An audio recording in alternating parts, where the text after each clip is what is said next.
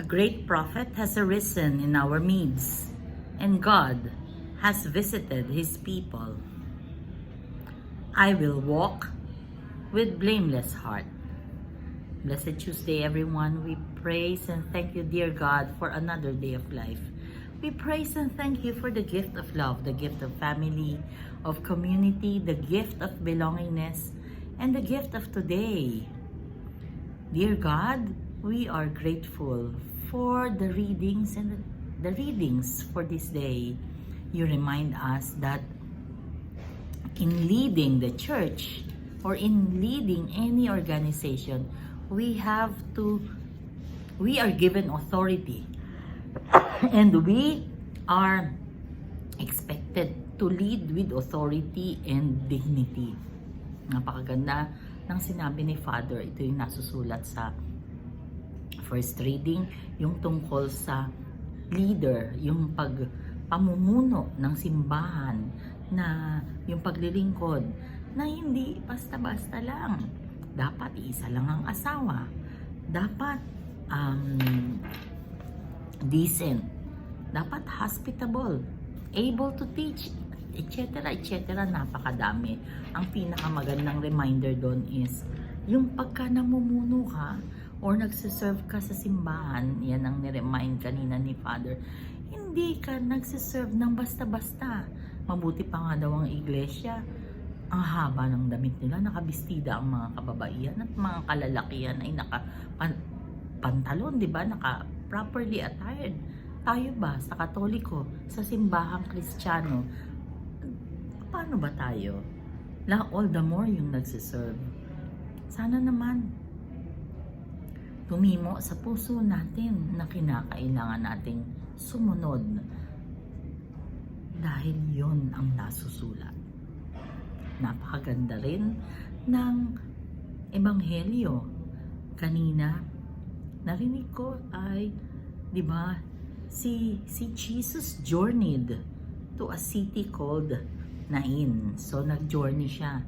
And the disciples and a large crowd accompanied him. So napakaraming parang prosesyon, napakadami.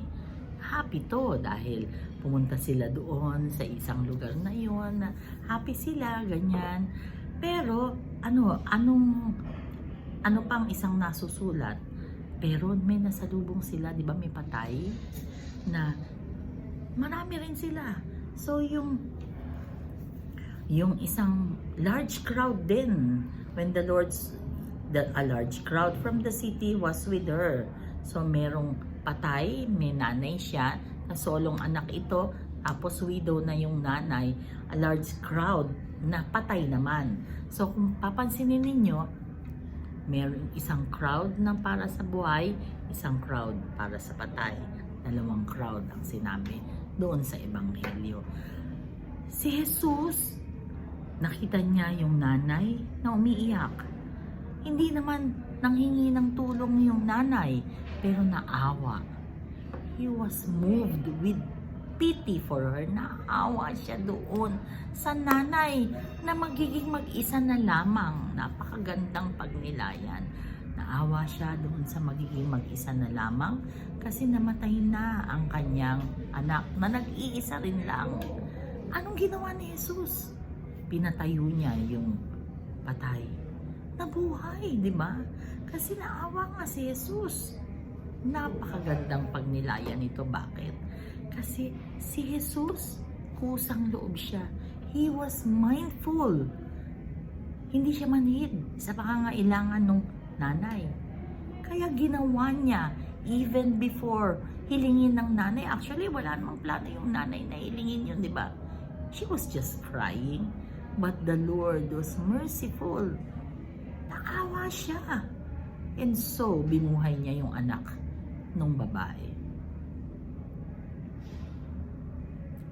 Anong reflection dito? Sana tayo din mindful sa needs ng iba. Sana tayo din maawain. Sana hindi tayo maramot sa pagtulong. Yung bang alam naman natin alam natin yan for sure. Are we mindful. Napakagandang pagnilayan. Maraming salamat po, Panginoon. Yan ang challenge mo sa amin ngayon. To be good servers, yung to follow, to be effective and to follow the rules, the law na susulat kung paano kami magsiserve, and sana mindful kami o merciful kami, hindi kami maramot sa mga tao even before humiling sila. Let us pray. We are sorry for our sins, either of commission or omission. We pray for healing of those who are sick, those who are requesting for prayers, and those who are praying with us right here, right now. Lord God, be with us always and in all ways, and allow your presence in our lives to be felt. All this we pray. We pray that you stay with us, dear God. Without you, we are nothing, so please be with us always and in all ways. All this we ask in Jesus' mighty name, through the intercession of our Blessed Mama Mary. Amen.